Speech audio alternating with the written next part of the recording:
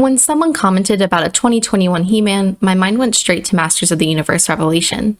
So when I posted a review, I was surprised to find this comment. You see that there is, in fact, another Masters of the Universe series created in 2021.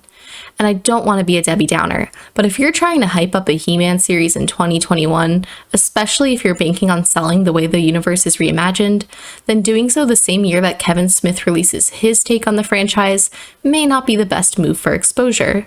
Seeing as they were both announced on December 18th, 2019, obviously their similar release periods are intentional.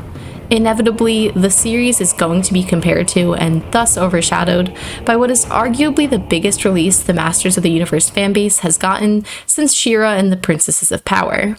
That being said, I can admit when my biases are incorrect. I definitely judge the show for not only not being Revelation, but also because it has that newer, cel-shaded CGI, miraculous Ladybug reminiscent animation that's always been off-putting to me. But I never quit before 3 episodes, and this time around, I'm pretty glad I didn't. This is probably the most limited series in terms of how much it can get away with since the original 80s series. It's notably marketed towards a younger audience, but that doesn't automatically mean it's not a good watch. Sure, it has to refrain from the nitty and the gritty, but the fact they're more limited makes it unique as well as more impressive when the audience feels hit in the heart.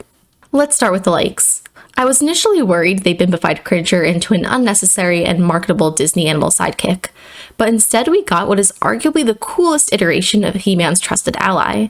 Like seriously, he's got these metal claws, and since no one else will say it, I will, he's pretty sexy. That being said, he's also the only character I really like. I mean, obviously I like Duncan too, but that's just because there's nothing better than an awkward former henchman. I commend the series' take on Robotic Orko, but he was missing a bit of that awkward incompetence that Revelation nailed. Also, 0 out of 10, no Orko and Evil-Lyn friendship. But hey, once again, criticisms for later. But one aspect of the show that really sticks out to me is the use of vibrant greens, especially when it comes to Skeletor. Despite how much Masters of the Universe content I've come across, I'm still not great with the lore. I know some versions depict Skeletor as Adam's corrupted uncle, but I still feel like this series portrays this expertly, making a Skeletor that is both his patented goofy self, as well as a villain to be reckoned with. Uncle Keldor? Please, call me Skeletor. Why? Why? Because of the bones? My face? I think I found the Skeletor more terrifying than Mark Hamill's, and I can't believe I just said that. And it's probably because of the difference in expectations, not objective quality. Because let's face it, Mark Hamill can do no wrong. On top of that, Skeletor has a long line of amazing voice actors to live up to. In my opinion, no one can hold a light to Alan Oppenheimer. That being said, Benjamin Diskin, with years of voice acting under his belt, did a damn good job, especially considering he has to portray not only Keldor, not only Skeletor, but the transition from one to the other. But again, the use of green was weirdly efficient in showing Keldor slowly become the big baddie Skeletor, while also just being fun to look at. Pretty green. I also love Evil-Lyn and Trapjaw in the series. They aren't the mindless lackeys they've built names as. Of course, Revelation has a similar take, and arguably focuses more on Evil-Lyn's journey than Skeletor's.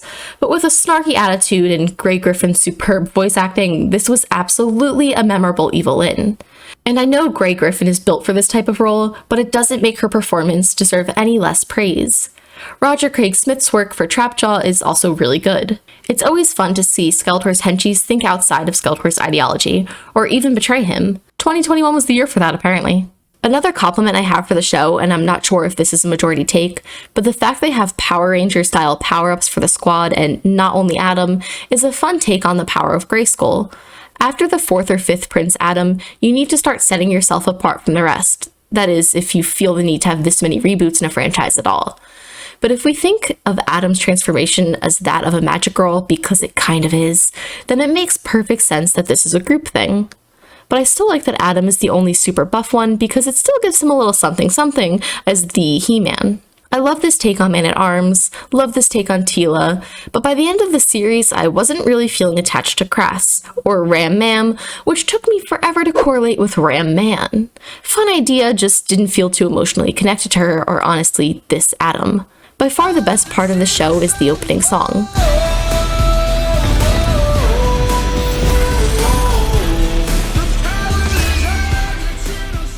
I'm the type of person who never skips an opening song, but I usually do tune it out.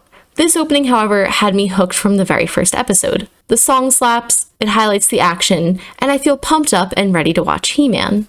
But as great as some parts of the show are, some are lacking. The plot, for starters, isn't bad, but it's also not impactful or taking any risks. Again, this is targeted at a younger demographic, and therefore riding on the same lore that gives the Masters of the universe all of its flavor would be kind of hard without context. Like, I know for a fact I wouldn't have liked this as much without previous experience with the MOTU franchise, but for series like She-Ra and the Princesses of Power, I would have liked it with or without this experience. Both the world building and the plot left my mind the moment the series concluded, but the characters and their relationships stuck, which I guess is a testament to what the show did correctly in my opinion.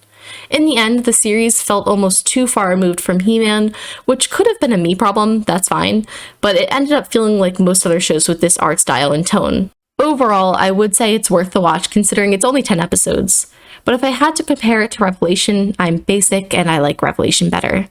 That being said, Revelation doesn't have an opening that goes hard like this one, so there are no true losers or winners here.